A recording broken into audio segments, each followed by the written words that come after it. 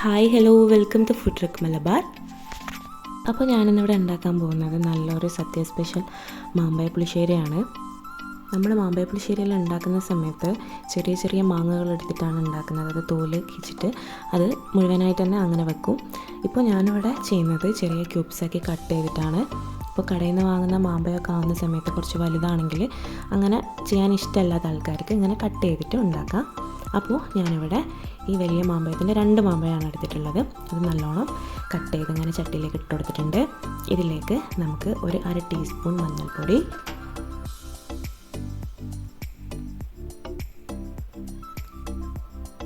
ഒരു ചെറിയ കഷ്ണം ശർക്കര, പാകത്തിന് ഉപ്പിട്ടിട്ട് ഇതിലേക്ക് നമുക്ക് ഇത് മുങ്ങിക്കിടക്കാൻ ആവശ്യമായ കുറച്ച് വെള്ളം ഒഴിച്ചു കൊടുക്കുക.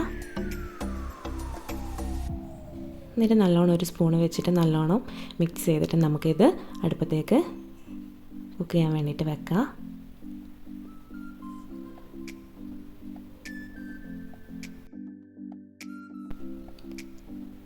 അപ്പോൾ നമ്മുടെ മാമ്പഴ പുളിശ്ശേരിൻ്റെ ഈ മാങ്ങയൊന്നും ഇങ്ങനെ തിളച്ച് വന്നിട്ട് ഇങ്ങനെ ഉടയേണ്ട ആവശ്യമൊന്നുമില്ല. ജസ്റ്റ് ഒന്ന് കുക്കായി മാത്രം വന്നാൽ മതി.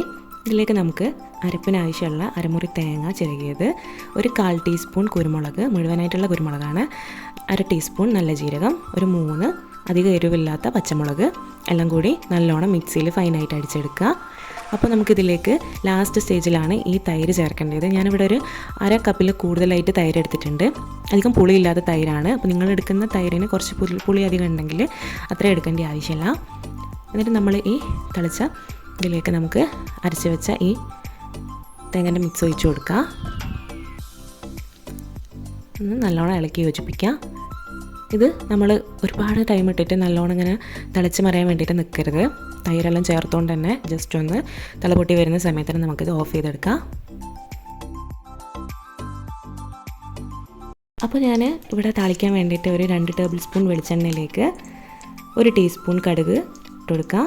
നല്ലോണം പൊട്ടി വന്നതിന് ശേഷം ഇതിലേക്ക് കറിവേപ്പില, വറ്റൽമുളക്, കളറിന് വേണ്ടിയിട്ട് ഒരു 1/2 ടീസ്പൂൺ കാശ്മീരി ചില്ലി പൗഡർ നല്ലോണം മൂത്ത് വന്നതിന് ശേഷം നമുക്കിതിൻ്റെ മേലേക്ക് ഒഴിച്ചു കൊടുക്കാം. നമ്മുടെ മാമ്പഴ പുളിശ്ശേരി കഴിക്കുന്നതിൻ്റെ കുറച്ച് ഒരു ഉച്ചക്ക് കഴിക്കുന്നതാണെങ്കിൽ ഒരു രാവിലെയൊക്കെ ഉണ്ടാക്കി വെച്ചാലാണ് ഇത് കറക്റ്റ് നല്ലൊരു കൺസിസ്റ്റൻസി ആവുക. നല്ല തിക്കായിട്ട് നല്ല കുറുകി നല്ലൊരു ടേസ്റ്റാണ് ഉണ്ടാവുക. അപ്പോൾ നമ്മൾ നോർമൽ സദ്യൻ്റെ കൂടെ മാത്രമല്ല, നമുക്ക് ഉച്ചക്കെല്ലാം ചോറിൻ്റെ കൂടെ അല്ലാണ്ടും കറിയായിട്ടൊക്കെ ഇത് ഉണ്ടാക്കാൻ പറ്റും. അപ്പോൾ നിങ്ങളിതെന്തായാലും ഒന്ന് ട്രൈ ചെയ്ത് നോക്കുക. എൻ്റെ വീഡിയോസ് എല്ലാം ഇഷ്ടപ്പെടുന്നുണ്ടെങ്കിൽ എൻ്റെ ചാനൽ സബ്സ്ക്രൈബ് ചെയ്യാണ്ടാണ് കാണുന്നതെങ്കിൽ ഒന്ന് സബ്സ്ക്രൈബ് ചെയ്ത് ലൈക്ക് ചെയ്ത് ഒന്ന് സപ്പോർട്ട് ചെയ്യണേ. അപ്പോൾ താങ്ക് യു, ബൈ.